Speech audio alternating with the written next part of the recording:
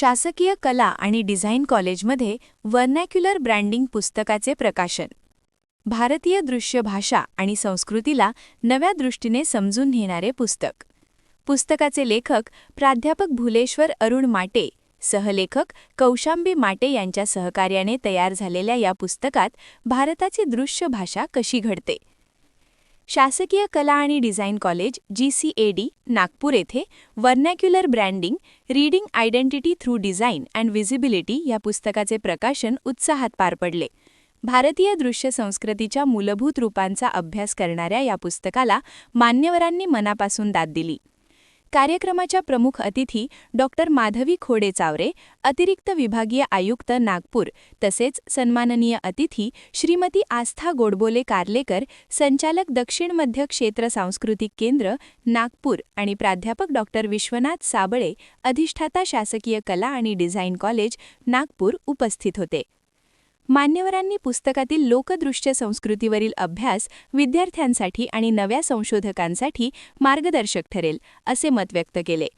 पुस्तकाचे लेखक प्राध्यापक भुलेश्वर अरुण माटे हे डिझाईन क्षेत्रातील गेल्या 5 दशके कार्यरत असलेले ज्येष्ठ नामवंत. वयाच्या 75व्या वर्षात पदार्पण करत त्यांच्या समृद्ध कारकिर्दीचा अभिमानास्पद प्रवास उल्लेखनीय आहे. नमस्कार, मी भुलेश्वर माटे, farmer professor of fine arts. आम्ही पुस्तक जे यावेळेस रिलीज केलं व्हर्नॅक्युलर ब्रँडिंगवरती, याचा उद्देश हा आहे की आपले जुने जे कल्चर जे होतं, ज्याच्यामुळे आपण म्हणजे सगळे कम्युनिकेट करत होतो, व्हिज्युअल कल्चर आपण म्हणतो त्याला, ते आपलं हे इंडिजिनियस आहे. म्हणजे आजकालचे जे लोगो ब्रँडिंग करतात तसं नाही, हे आधीचं ब्रँडिंग तसं होतं की आपण म्हणतो की जसं की आपल्याकडे रंग बघितला तर रंग कसा असतो, आपल्याकडे जे नारंगी रंग असतो तो म्हणजे देवळात लागतो, पिवळा रंग देवळात लागतो. आपल्याकडे पताका लागतात, पताका त्या आपल्या ऑरेंज कलरच्या वेगवेगळ्या कलरच्या असतात. आणि हे कलर जे ब्रँडिंग जे असतं ते वेगवेगळ्या कलरचं वेगवेगळ्यानी ते रिफ्लेक्ट करतं, प्रत्येकाचं रिव्हिजन रिफ्लेक्ट करतो, ग्रीन, ब्लू, ऑरेंज, रेड वगैरे. आणि तसंच आपल्या रिच्युअल जे आहे त्याच्यामध्ये आपण वापरतो, जसे आपण कुंकू वापरतो, हळद वापरतो, जे लावता शेंदूर आपण लावतो म्हणजे देवाला लावतो. तर हे कसं एक आपण ते रंगाचे म्हणजे ब्रँडिंग जे होतं ते आपण पर्टिक्युलरला म्हणजे आपण लावतो. तर ह्या गोष्टी पुन्हा आणखी आपण बघितलं तर व्हर्नॅक्युलर म्हणजे ॲक्च्युली हे इंडिजिनस म्हणजे सध्याचं ॲडव्हान्समेंट सध्याच्या ॲडव्हान्समध्ये आहे. पण त्यावेळेस ज्या गोष्टी होत्या, जसे म्हणजे त्यावेळेस म्हणजे एक 50-60 वर्षाच्या आधी म्हणजे एक पेंटर आपले साईनबोर्ड पेंट करायचे, ते हाताने करायचे. बाकी तुम्हाला त्यावेळेस कम्युनिकेशनचं जे होतं ते त्यावेळेस ते वेगळंच म्हणजे एक सिस्टीम होती. पण त्यावेळेस आपण जे बघितलं की कल्चरली आपण इतके म्हणजे आपल्याकडे फेस्टिवल्स होतात, आपले लग्न समारंभ होतात, त्याचे बघितलं आपल्याकडे जे काही कल्चर आहेत, जे रिच्युअल्स आहेत, तर ते एक प्रकारचे ब्रँडिंगच आहे. म्हणून त्याला आपण व्हर्नॅक्युलर म्हणतो. तर ते व्हर्नॅक्युलर डिझाईनमध्ये आणि ब्रँडिंगमध्ये आपण एज्युकेशन याच्यामध्ये आणावं, तर या म्हणजे उद्देशाने आम्ही हे पुस्तकाचं काम केलं. मी आणखी माझी मुलगी कौशांबी माटे, आम्ही दोघांनी मिळून एकतर म्हणजे मी जवळपास 50 वर्ष मला म्हणजे आपलं प्रोफेशनल झाली, आज म्हणजे पूर्ण करत आहे. आणि माझी मुलगी रिसेंटली एक म्हणजे 10-15 वर्षापासून ती प्रॅक्टिस करत आहे. तर हे म्हणजे जुनं आणखी नवीन अशा म्हणजे किंवा आपण म्हणतो की जुनी टेक्नॉलॉजी आणखी नवीन टेक्नॉलॉजीचे याचं साधनांनी म्हणजे एक प्रकारचं जे आपण जे पुस्तकाचं कम्युनिकेशन केलं की लोकांपर्यंत यावं आणि लोकांना कळावं की म्हणजे व्हर्नॅक्युलर ब्रँडिंग काय असतं आणि आजकालच्या ब्रँडिंगमध्ये काय असतं. त्याच्यामध्ये दोघांची जी आपलं एक कंपॅरिझन म्हणता येत नाही, पण एक फ्लो जो आहे त्या पुस्तकाला मी दिलेला आहे. आणि हे पुस्तक म्हणजे प्रत्येक इन्स्टिट्यूटमध्ये, कॉलेजेसमध्ये स्टुडंटपर्यंत पोचावं, जे रिसर्च म्हणजे करतात त्यांच्यापर्यंत पोचावं अशी आमची इच्छा आहे. त्यांनी हॉलिडे इन आणि हयात रिजन्सी दिल्लीमध्ये डिझाईन व्यवस्थापक, तिरुवनंतपुरम येथे अधिष्ठातापद, तसेच आसाम विद्यापीठाचे उपकुलगुरू आणि नंतर कुलगुरू म्हणून भूमिका पार पाडल्या. IFFI 1993 यांसह विविध सरकारी आणि सार्वजनिक प्रकल्पांना त्यांनी दृश्य रचना दिली आहे. सध्या ते एन्व्हिजनर डिझाईन ॲटेलियर नागपूरचे मार्गदर्शक आहेत. सहलेखक कौशांबी माटे यांच्या सहकार्याने तयार झालेल्या या पुस्तकात भारताची दृश्य भाषा कशी घडते, आपल्या रस्त्यावरच्या अक्षरशैली, फलक, बाजारपेठांतील रंगसंगती, उत्सवी कला ग्राफिक्स तसेच स्थानिक कारागिरांची हातोटी यावर अभ्यासपूर्ण प्रकाश टाकला आहे. कार्यक्रमात बोलताना प्राध्यापक माटे म्हणाले, भारताची डिझाईन परंपरा ही स्थानिक भित्तिकला, कल्पनता आणि लोकजीवनातून तयार झाली आहे. आपल्या रस्त्यांच्या आजूबाजूलाच या विषयाची शिकवण दडली आहे. कौशांबी माटे म्हणाल्या की या पुस्तकातून आपण त्या अनाम निर्मात्यांचा सन्मान करतो, जे रोज भारताचे दृश्य रंग घडवतात. या प्रकाशनाला शासकीय कला आणि डिझाईन कॉलेज नागपूरचे विद्यार्थी, शिक्षक आणि माजी विद्यार्थी उपस्थित राहून त्यांनी डिझाईन शिक्षणातील या महत्त्वाच्या आणि प्रेरक क्षणाचे स्वागत केले. स्थानिक दृश्य परंपरांचे संवर्धन आणि नोंदणी का आवश्यक आहे याची जाणीवही या कार्यक्रमाने अधोरेखित केली. हे पुस्तक 2026च्या सुरुवातीला शासकीय कला आणि डिझाईन कॉलेज नागपूर तसेच प्राध्यापक माटे सरांकडे उपलब्ध होणार आहे. नमस्कार, मेरा नाम कौशांबी माटे है और मैं इस किताब की को ऑथर हूँ. ये बुक की आइडिया करीबन 2 साल पहले मैंने मेरे पापा के साथ डिस्कस की थी. ये बहुत कैजुअल कॉन्वर्जेशन की तरह शुरू हुई और हमने इसके ऊपर मटेरियल कलेक्ट करना शुरू किया और धीरे धीरे हमें लगा कि इसमें कुछ वेट है. हमने इसे कंपाइल की और हमें लगा कि ये कॉन्वर्जेशन सिर्फ हम दोनों तक सीमित नहीं है, हमें इसे और एक्सटेंड करना होगा. उसके लिए फिर हमने सितंबर में 2025 में एक ओपन कॉल ऑर्गेनाइज किया, जहां हमने डिज़ाइनर्स, प्रोफेशनल्स, फोटोग्राफर्स सबको इनवाइट किया.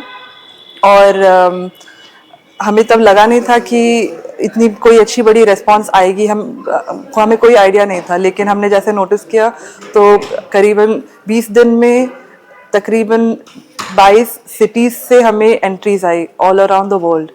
और उसके लिए हमें लगता है कि ये किताब में सच्ची में कोई वेट है कि इससे लोग रेजोनेट कर रहे हैं. ये किताब इसलिए ज़्यादा इम्पोर्टेंट है क्योंकि ये आइडेंटिटी के क्वेश्चन को एड्रेस करता है. इसमें सबसे अहम बात यह है कि ये हमारी जितनी बड़ी डेमोक्रेसी है, इसमें सबका आइडेंटिटी का मतलब बहुत अलग अलग है. सब बहुत अलग अलग बैकग्राउंड से आते हैं और इस वजह से ये किताब उसको एड्रेस करता है कि ये मल्टीलिंगुअल, पॉलीफोनिक जैसे बैकग्राउंड्स में किस तरह से हम डिज़ाइन को डेवलप कर सकते हैं, हम उसे कैसे पोर्ट्रेट कर सकते हैं. और ये हमारा स्टार्टिंग पॉइंट था. वहाँ से हमें जिस तरह की एंट्रीज आई, हम खुद ही बहुत चकित थे कि इसमें इस तरह की कहानियाँ हमें टच करने को मिली. कुछ कहानियाँ बहुत इमोशनल थी, पेंटिंग्स के दौर पे. इस किताब की एंट्रीज में इतने सारे इंटरेस्टिंग एंट्रीज आई थी, जिसमें से एक बहुत इंटरेस्टिंग एंट्री थी जो एरा आर्किटेक्ट्स की रीब्रांडिंग की डिज़ाइन थी. उनके पुराने एक लोगो में ई से एरा का लोगो का नाम शुरू होता था, जिसे इन्होंने 2024 में इसे रीडिज़ाइन किया और उसको ए का अक्षर को देवनागरी के ए के अक्षर में बदला. और उसके वजह से वो काफ़ी इम्पैक्टफुल जिस तरह हो गया, उसे हमने जिस तरह नोटिस किया वो हम हमारी बुक में एक्सप्रेस कर रहे हैं. तो ये एक देवनागरी के अक्षर को ऐड करने के बाद इसकी इफेक्ट जिस तरह चेंज हो गई है, ये इस बुक में कवर किया है. ऐसी बहुत सारी कहानियां हैं यहाँ पे छोटी छोटी, और किस तरह एक आइकोनोग्राफी क्रिएट होती है, किस तरह एक छोटी सी इवेंट पोर्ट्रे होती है, या तो कोई बड़े इवेंट्स किस तरह पोर्ट्रे होते हैं, और उसकी जो ब्रांडिंग एक तरफ से नेशनल ब्रांडिंग कह सकते हैं, वो किस तरह पोर्ट्रे होती है. जो प्रोटेस्ट में जिस तरह के बैनर्स बनते हैं, उसकी जो डिज़ाइंस किस तरह बनती है. और ये सब रेगुलर भाषा की है, ये हमारी लोगों की आवाज़ है, और वो जिस तरह पोर्ट्रे होती है, ये हमने कोशिश की है इस किताब में कवर करने की. इसमें एक एंट्री हमें बहुत जैसे टच की, वो थी ब्लू वेट तारपोलिन.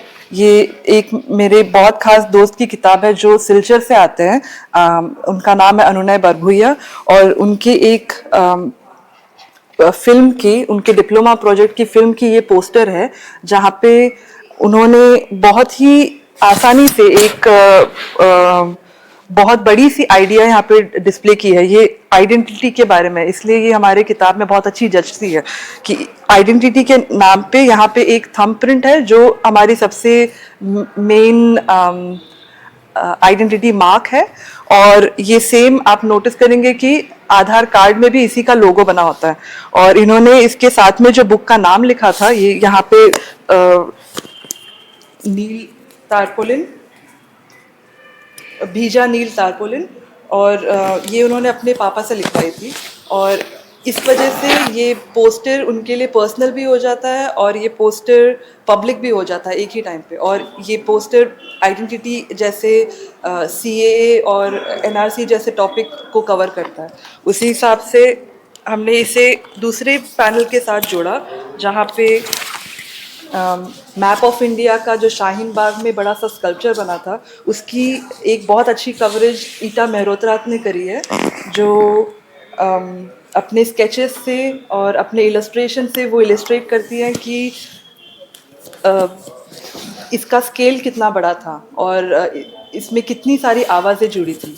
और ये सारी चीज़ें एक प्रोजेक्ट को एक्सटेंड करती है और हम उस हिसाब से इस प्रोजेक्ट को आगे एक्सटेंड करते हैं।